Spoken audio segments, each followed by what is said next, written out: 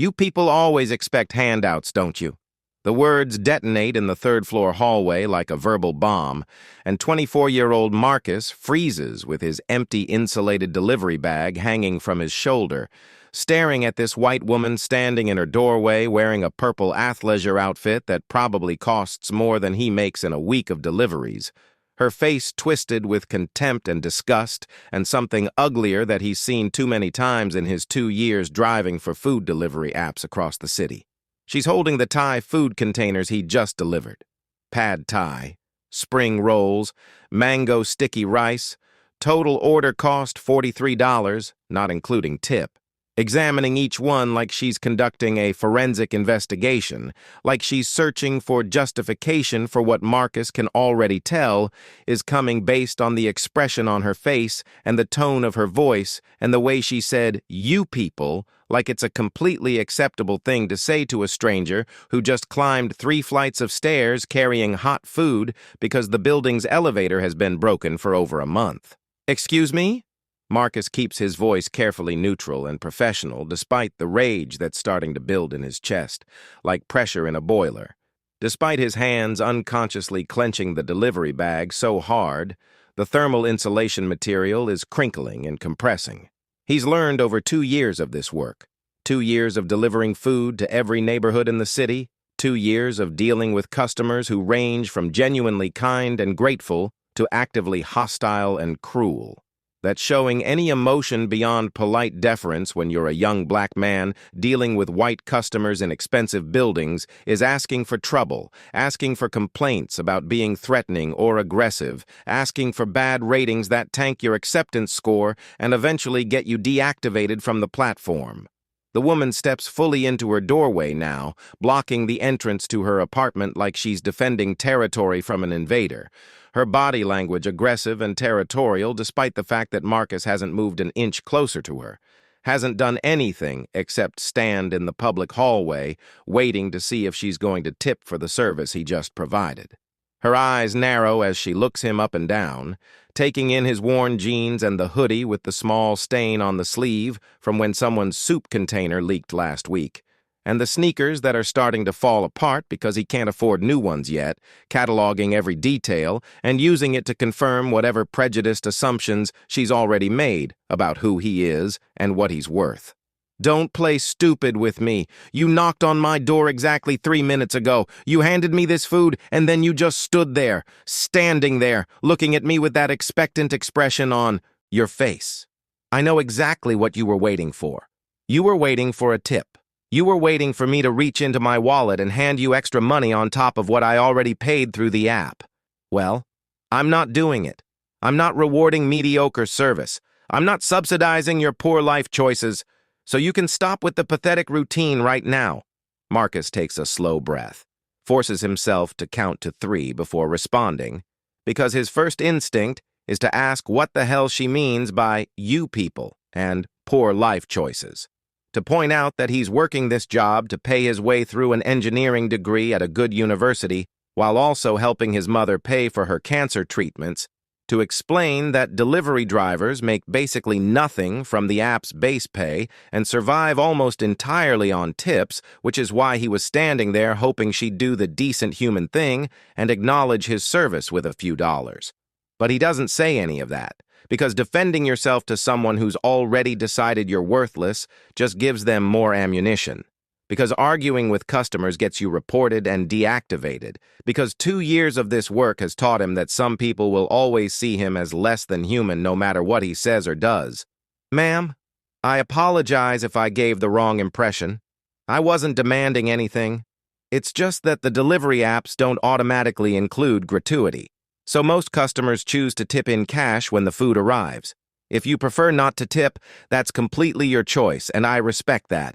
I just wanted to make sure you had all the information about—" "Information? Information?" Her voice rises sharply, loud enough that Marcus sees a door crack open down the hallway, a curious neighbor peeking out to see what the commotion is. "You want to educate me about tipping? You think I don't understand how tipping works? I understand perfectly. Tips are for exceptional service. Tips are for people who go above and beyond. Tips are not automatic. They're not mandatory. They're earned. And you did not earn one tonight. I'm sorry you feel that way. Can I ask what was wrong with the service so I can... What was wrong? Let me tell you what was wrong. She's fully yelling now, her face flushing red with anger that seems wildly disproportionate to the situation, anger that Marcus recognizes as coming from a deeper place than just tonight's delivery, anger that's really about him being black and standing in her hallway expecting to be treated like a human being with bills to pay and a life that matters. The app said estimated delivery time of 6:45 p.m. Do you know what time it is right now? It's 6:58 p.m. That's 13 minutes late. 13 minutes that I spent waiting for food that I paid good money for. That's unacceptable. Marcus pulls his phone from his pocket, pulls up the delivery details with hands that are shaking slightly from the effort of staying calm. The app actually shows that the restaurant marked your order ready for pickup at 6:32, and I arrived here at 6:56. That's a 24-minute drive during Friday evening rush hour traffic, which is actually faster than the app's initial estimate of 30 minutes. The slight delay was because the restaurant was running behind tonight. They had several large orders come in at once and were overwhelmed. I have no control over how long the restaurant takes to prepare food. Once I picked it up, I got here as quickly as traffic allowed. I don't care about your excuses. I don't care about traffic or the restaurant or any of it. What I care about is that I ordered food with an expected delivery time and you failed to meet that expectation. And now you're standing here trying to justify why I should reward that failure with a tip. It's absurd. It's entitled. It's exactly what's wrong with your generation. You think you deserve to be rewarded just for showing up, even when you don't do the job properly. My generation?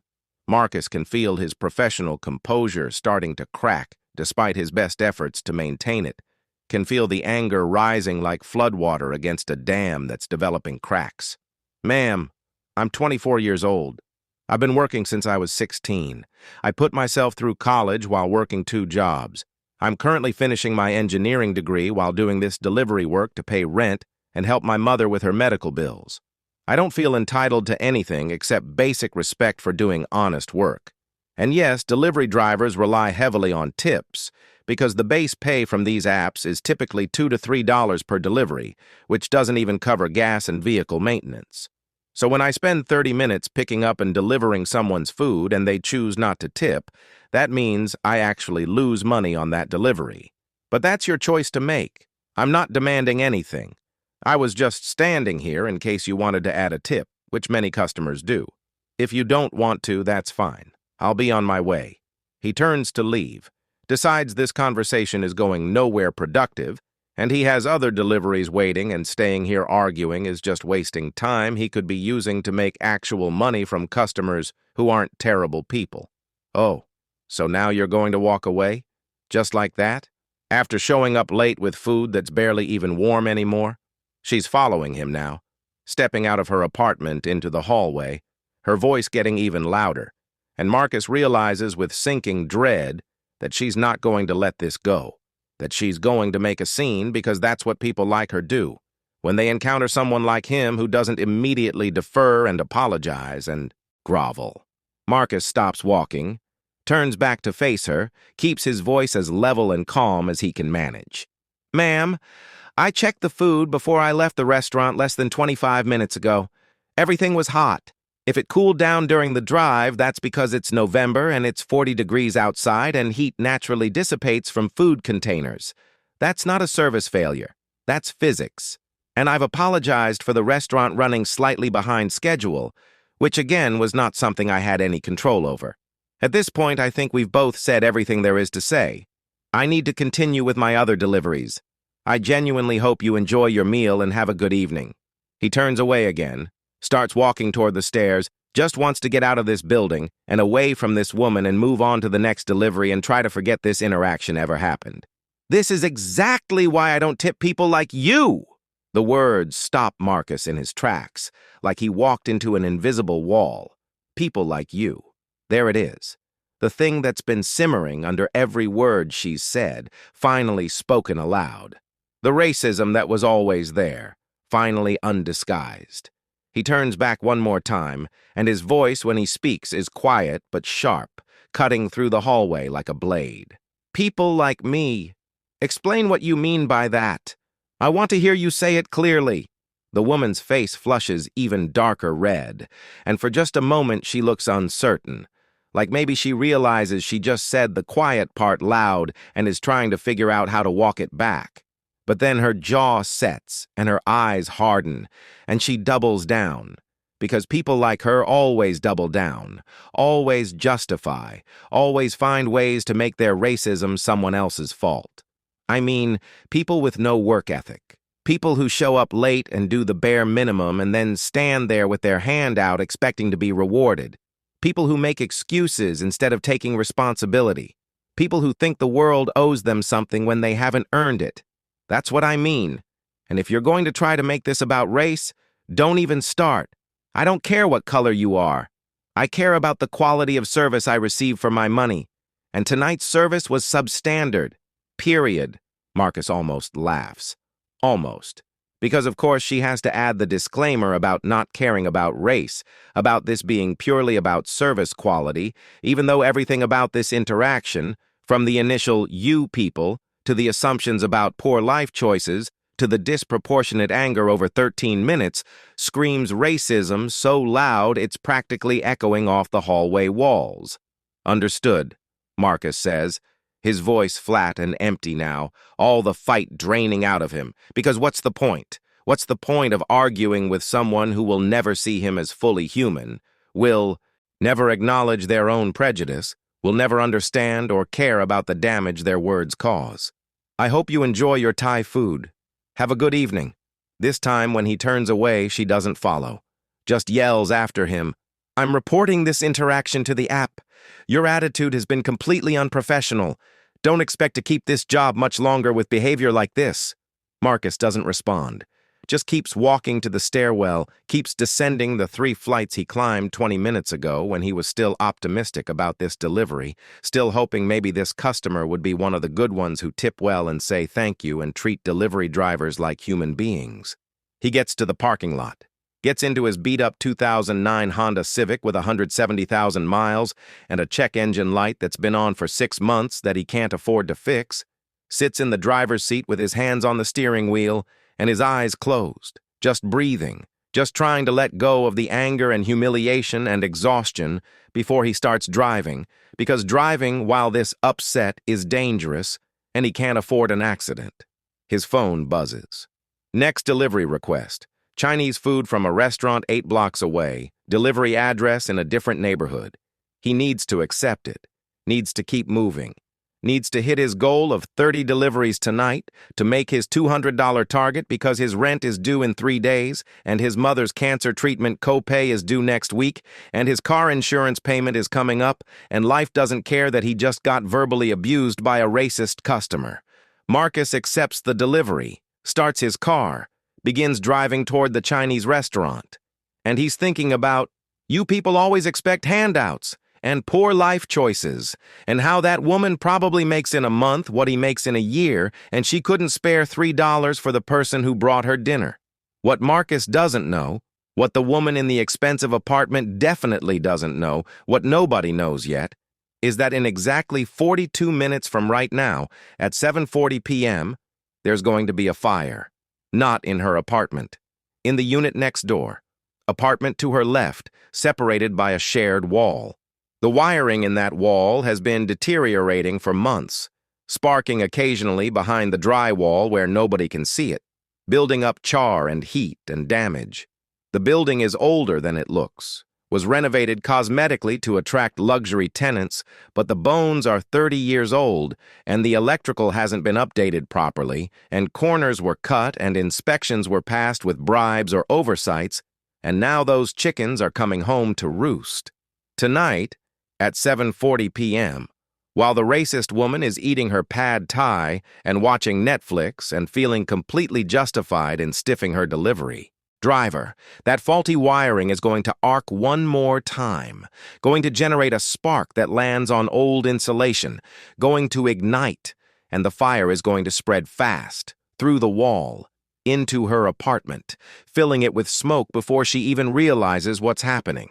And Marcus, who just got called "you people," Marcus, who just got told he has poor life choices and no work ethic, Marcus, who is currently driving away thinking about how much he hates this job sometimes, is going to be the person driving past when he sees the smoke, is going to have to make a choice about whether to stop or keep going, is going to have to decide if someone who treated him like subhuman garbage deserves to be rescued by him. That moment is coming, in 42 minutes. And what Marcus chooses in that moment is going to define exactly what kind of person he is. But right now, he just drives to the Chinese restaurant, picks up someone's order of orange chicken and fried rice and egg rolls, drives it to a family in a modest house who tip him $8 and thank him sincerely and tell him to drive safe out there. And the contrast with the previous delivery makes everything feel worse somehow. He does 3 more deliveries over the next hour. Pizza to a group of college students who pool their cash for a $5 tip and joke around with him about their terrible professor. Indian food to an older couple who tip $10 and ask him about his night and actually listen when he tells them about the racist customer, actually say, "We're sorry that happened to you. People can be terrible." Burgers to a guy who doesn't tip at all but at least isn't rude about it, just says thanks and closes the door. By 7:35 p.m., Marcus has completed 28 deliveries tonight and made about $185, including tips. He needs 2 more deliveries to hit 30 and reach his $200 goal. His phone buzzes with another request. Thai food. Again, different customer, different address. But the pickup is at the same restaurant, which means driving back past that luxury apartment building where he got treated like trash 90 minutes ago. He accepts it because he needs the money. Because you don't get to pick and choose which deliveries to accept if you want to maintain your acceptance rating on the platform. Because avoiding places where bad things happened is a luxury he can't afford. Marcus drives back across the city, traffic still moderate because it's Friday night and people are out, gets to the Thai restaurant at 7:38 p.m. The same workers who prepared the earlier order recognize him, ask if everything went okay with that previous delivery, and Marcus just shrugs and says it was fine because what's the point of complaining? What are they going to do about it?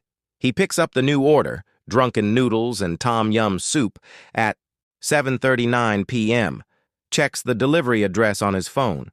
It's close to the luxury building. Not the same building, but maybe 4 blocks away. He'll drive right past where the racist woman lives on his way to make this delivery. Gets in his car, starts driving. Glances at the time, 7:40 p.m. exactly, and that's when the fire starts. In the apartment next to the racist woman's unit. The wiring arcs behind the wall generates a shower of sparks, ignites old insulation that burns hot and fast, spreads to the wooden studs, starts filling both apartments with smoke because the wall between them isn't properly fire-stopped, because contractors took shortcuts 15 years ago that nobody caught. But Marcus doesn't know this yet. He's just driving down the street, his mind on the delivery he's about to make, thinking about how 2 more deliveries after this one, and he hits his goal and can go home and eat something and sleep. 7:41 p.m. He's 3 blocks from the luxury building. 7:42 p.m., 2 blocks away. 7:43 p.m., 1 block away, and that's when he sees it. Smoke. Not the light gray smoke from someone's fireplace. Not the white steam from a dryer vent. Dark, thick, black smoke pouring from 3rd-floor windows of the luxury apartment building. The same building where 90 minutes ago a woman told him, "You people always expect handouts." The same floor where she lives. The same section of the building where her apartment is located.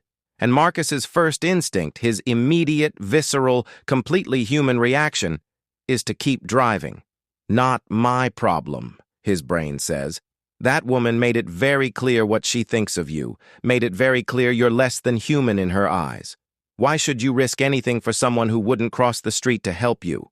Why should her emergency become your problem when she treated you like garbage?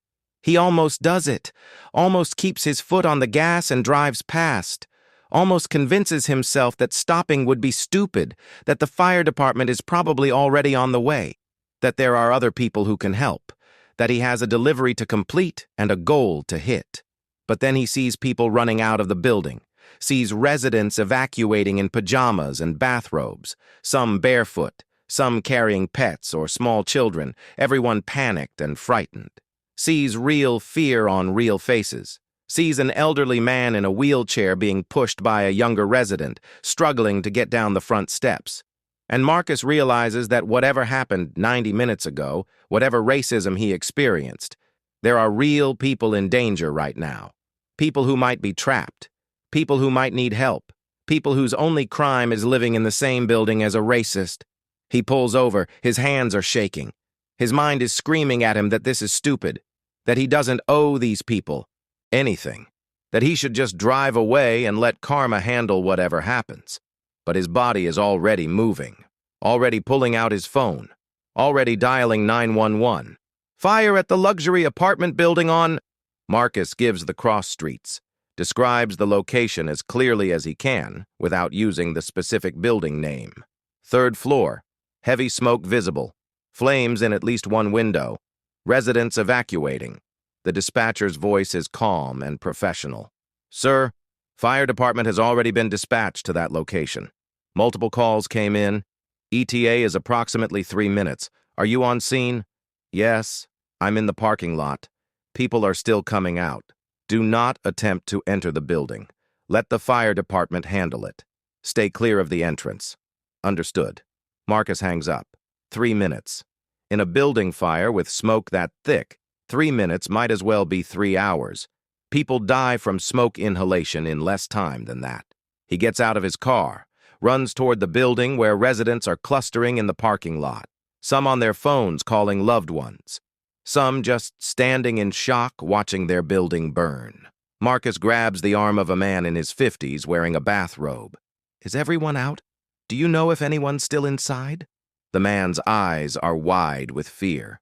I don't know. The alarm only went off maybe 3 minutes ago.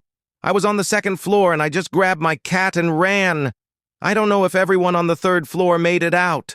3 minutes. The fire has been burning longer than that based on the amount of smoke, which means the alarm was slow to trigger or someone delayed pulling it, which means people on the 3rd floor might have been sleeping or showering or watching TV with headphones and didn't realize there was a fire until it was already bad. Marcus looks at the building, at the smoke pouring from 3rd floor windows, at the flames visible now in at least 2 units, at the people still running out, some coughing from smoke exposure, and he makes a decision that he'll question for the rest of his life. He runs toward the building entrance. Hey, don't go in there! Someone yells behind him. The fire department is coming! But Marcus is already through the main doors, already in the lobby where the fire alarm is screaming and emergency lights are flashing and smoke is starting to filter down from above. The elevator is, thank God, marked out of order like it has been for weeks, because people trying to use an elevator during a building fire is a death sentence. The stairs.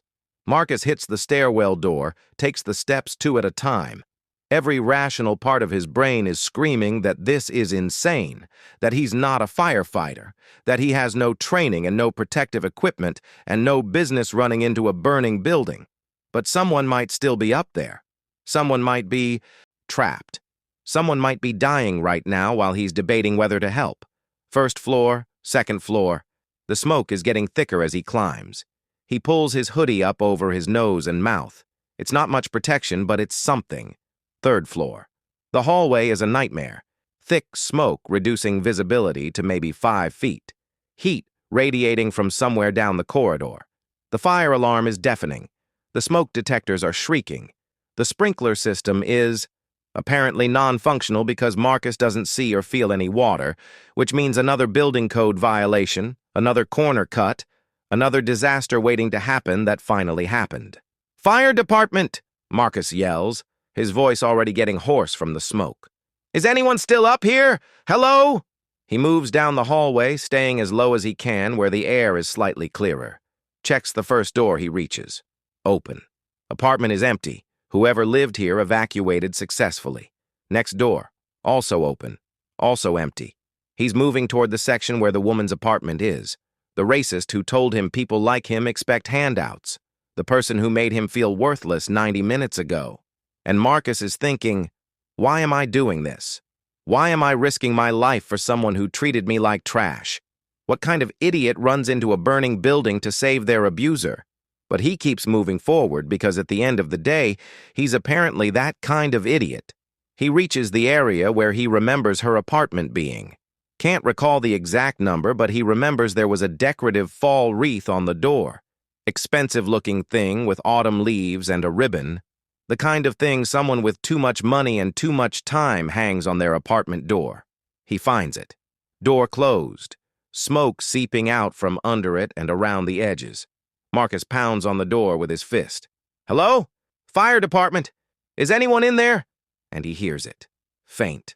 Weak. Desperate. Coughing. Someone is inside. Trapped. Probably unconscious or close to it from smoke inhalation. Probably dying right now while Marcus stands in the hallway making decisions. It might be her.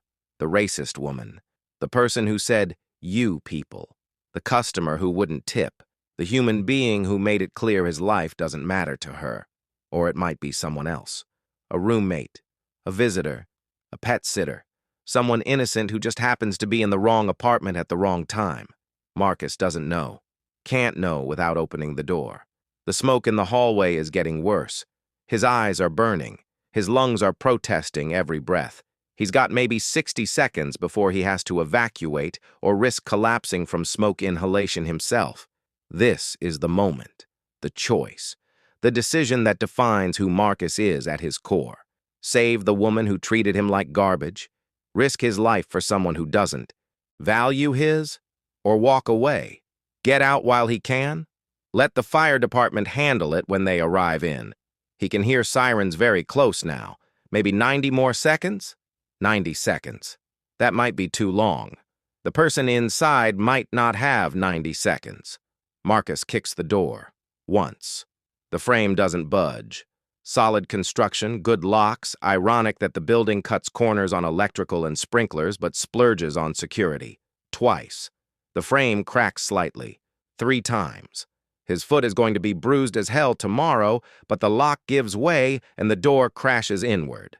Smoke pours out into the hallway. The apartment isn't fully on fire yet, but it's full of smoke. The fire spreading through the walls from the unit next door, and Marcus has maybe 30 seconds before this whole section flashes over.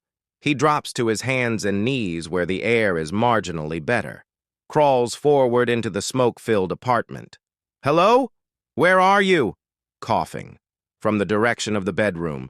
Weak, choking sounds. Marcus crawls toward it. Can barely see. Can barely breathe. His body is screaming at him to get out, to save himself, to stop this insanity. He pushes through the bedroom door. And there she is. The woman from 90 minutes ago, collapsed on the floor between the bed and the doorway, face down. One arm stretched out toward the door like she was trying to reach it before she went down. She must have been asleep when the alarm went off. Must have woken up confused in a smoke-filled room. Tried to get to the door. Been overcome before she made it. And now she's dying on her bedroom floor while the man she called "you people" is the only thing between her and death. Marcus grabs her under the arms. Starts dragging her toward the bedroom door. She's maybe 130 pounds of dead weight and Marcus is oxygen deprived and his muscles are screaming and every second in this apartment is reducing his chances of getting out alive. Her eyes flutter open for just a moment. Unfocused. Disoriented. She sees Marcus through the smoke and her face registers something. Recognition? Confusion? Horror that her delivery driver is dragging her across her bedroom floor? He can't tell and doesn't care. "Fire!" Marcus rasps, his throat already damaged from smoke. "Gotta move. Now!" He gets her to the living room. The front door is open where he kicked it. But the hallway beyond is worse now, smoke so thick he can't see the stairwell even though it's only about 40 feet away. Marcus hooks his arms under hers, starts dragging her toward where he knows the stairs have to be. Every breath is agony. Every movement is getting slower. His vision is blurring at the edges. He's maybe 15 seconds from passing out. His hand hits something solid. The stairwell door. Thank God. He shoves it open. The stairwell has smoke, but less. The fire doors did their job contained. The worst of it on the third floor. "Help!" Marcus tries to yell, but his voice is barely a whisper. "Someone help!" Footsteps pounding up the stairs. Heavy boots. Firefighters. Finally, two firefighters in full gear appear through the smoke. See Marcus collapsed in the stairwell doorway with the unconscious woman, immediately take over. "We've got her! We've got you both! Let's move! Let's move!" Strong hands lift the woman. Other hands help Marcus to his feet. They're moving down the stairs, down and out, and suddenly there's fresh air and night sky, and the parking lot full of emergency vehicles and residents and chaos. Paramedics swarm immediately, oxygen masks on both of them. Questions Marcus can barely process through the ringing in his ears and the burning in his lungs. The woman is loaded onto a stretcher, paramedics working frantically, shouting medical terminology Marcus doesn't understand. She's alive, but barely, and they're rushing her to an ambulance with sirens already starting. Marcus sits on the bumper of a different ambulance, oxygen mask over his face, lungs feeling like they're full of broken glass, watching firefighters spray water on the building, watching the organized chaos of emergency response. A firefighter approaches. Older guy, captain's insignia on his helmet, soot on his face. "Son, what you just did was incredibly brave and incredibly stupid. You could have died in there." His voice isn't angry, just factual. Statement of reality. Marcus pulls the oxygen mask aside for a moment. "Is she going to make it?" "The woman you pulled out. They're working on her. Severe smoke inhalation, possible lung damage, but she's alive. If you hadn't gone in when you did..." He doesn't finish the sentence. Doesn't need to. They both know the alternative. Marcus nods, puts the mask back on, tries to process what just happened through the fog of adrenaline crash and smoke damage. 20 minutes later, after paramedics check him over and clear him as stable enough to refuse hospital transport, after his statement to fire investigators about finding the woman in her bedroom, after assurances that he'll go to the emergency room if his breathing gets worse, Marcus walks back to his car on unsteady legs. His phone has 23 missed notifications. The delivery he was supposed to make is marked as undelivered. The customer canceled after he was 40 minutes late. He's probably going to get dinged for that. Might affect his ratings. Might get him complaints. He sits in his car and almost laughs at the absurdity. Just save someone's life, and he's probably going to get negative feedback for abandoning a delivery. His phone rings. Unknown number. Marcus answers, his voice raw and scratchy. "Hello? Is this Marcus?" A woman's voice. Hoarse, rough, like someone who just spent significant time breathing smoke. It's her, the racist customer, calling from the hospital. "Yeah. Who's this?" Even though he knows. This is the woman from..." She coughs, can't finish the sentence. They're both quiet for a moment. Then, "You saved my life." Marcus doesn't respond. "After what I said to you, after how I treated you, you came back. You went into that building, you pulled me out. Why?" It's the question Marcus has been asking himself. Why did he do it? Why risk his life for someone who treated him like garbage? "Because you were dying," he finally says. "And I was there, that's all. But I was so horrible to you?" "Yeah, you were." Silence again. I don't know how to apologize for that. For what I said. For how I am. The firefighters told me everything. That you're not even a firefighter. That you're just a delivery driver who saw smoke and ran in anyway. That you saved multiple people." She pauses. "That you saved me even though you had every reason to let me die." "I didn't have any reason to let you die. I had reasons to be angry at you. But that's not the same thing. I need to ask you something." Her voice is shaking now. "When you heard someone in my apartment, when you kicked down my door, did you know it was me?" Marcus thinks about lying, about saying no, about claiming he had no idea who he was saving. But he tells the truth. "Yeah, I knew. And you saved me anyway." "Yeah." She starts crying. Real ugly crying that sounds painful through her damaged lungs. "I'm sorry. God, I'm so sorry. For what I said. For how I treated you. For being a racist. Because that's what I am, isn't it? That's what I was being. Racist. Yeah, that's what you were being. I want to make it right. I need to make it right. Can I pay you? Donate somewhere? I need to do something. You want to make it right? Marcus's voice is tired. Start by examining why you think the way you do. Start by recognizing that delivery drivers are people trying to survive, that we work hard jobs for low pay, that we deserve respect. And maybe next time you order food, tip your driver. That's what you can do. He hangs up before she can respond, sits in his car, watching firefighters still working, feeling exhausted and confused and unable to process his own emotions about what just happened. His phone buzzes. Text from the delivery app. We heard what happened tonight. You're a hero. We've added $500 to your account and cleared your ratings. Thank you for representing our drivers with courage and compassion. $500. More than he makes in multiple full days of work. Payment for risking his life. Payment for being better than the hate directed at him. Marcus stares at the notification for a long time. Then he starts his car and drives home. Done with deliveries for tonight. Done with this whole terrible day. Just wanting to shower and sleep and try to understand why he saved someone who doesn't value him. The woman spends 5 days in the hospital. Severe smoke inhalation, permanent reduced lung capacity, but alive. She tries to contact Marcus repeatedly, wants to thank him in person, wants to apologize properly, wants to make grand gestures. Marcus doesn't respond to most of it. Eventually sends a text. I'm glad you survived. I hope you become a better person. That's all I want from this. The story goes viral. Local news picks it up. Delivery driver saves racist customer from fire. It spreads nationally. Marcus gets interview requests from major media outlets. He agrees to one interview. Just one.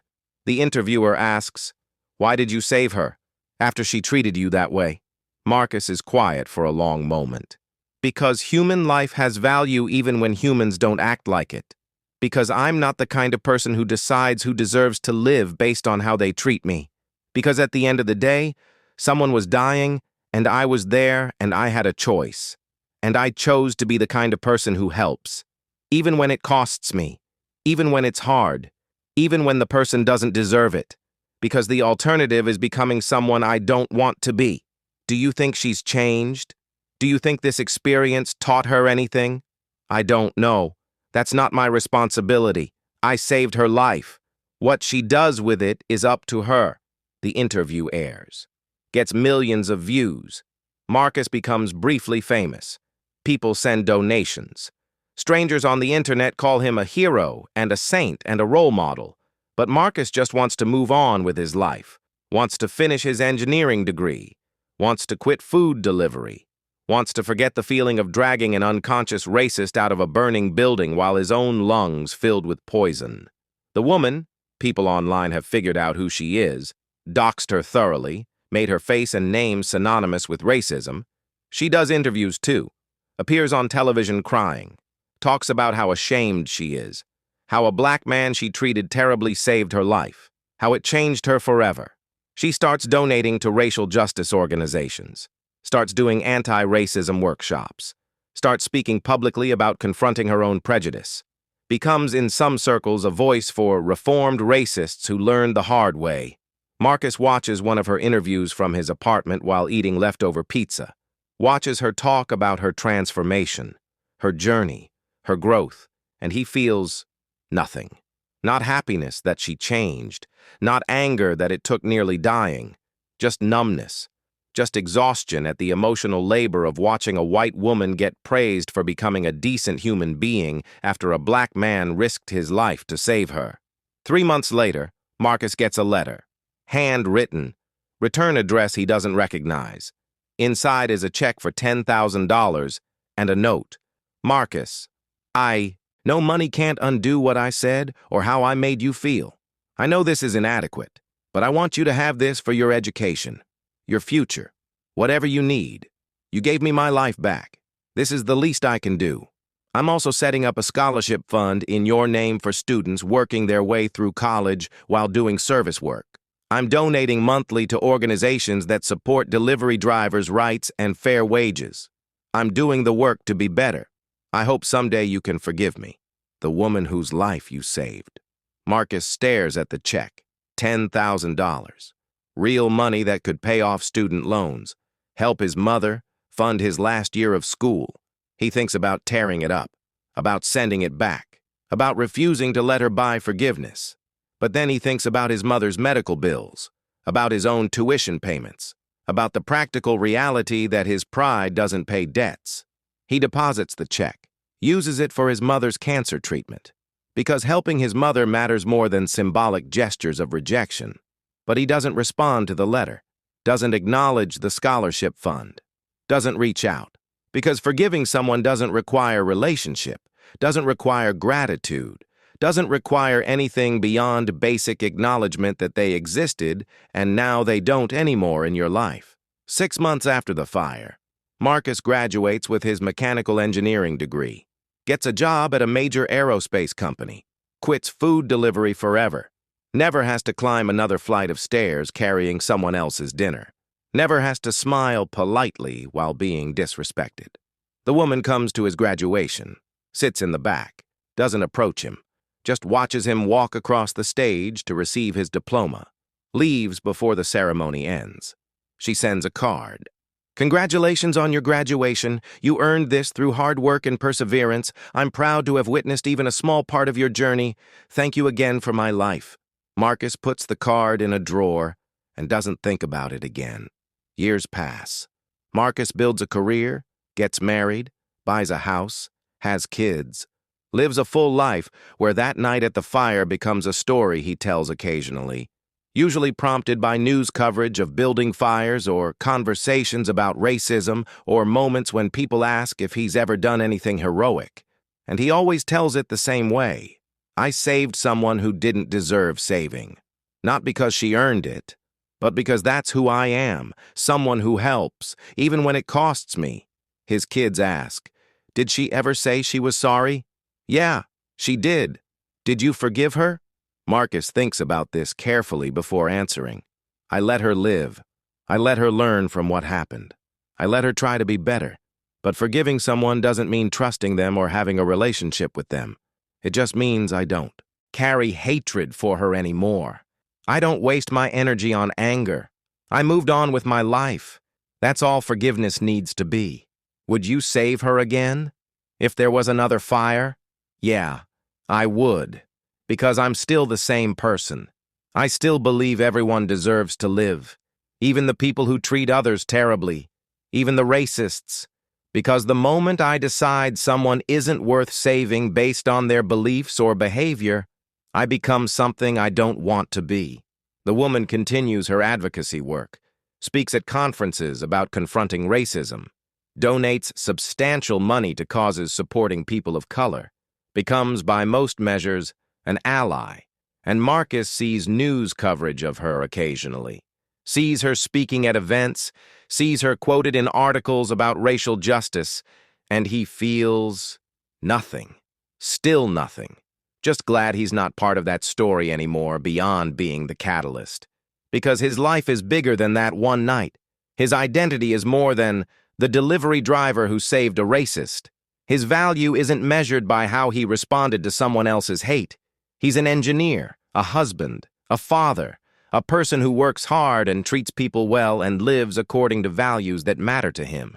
The fire was one night, one choice, one moment of deciding what kind of person he wanted to be. And then, life continued, as it always does.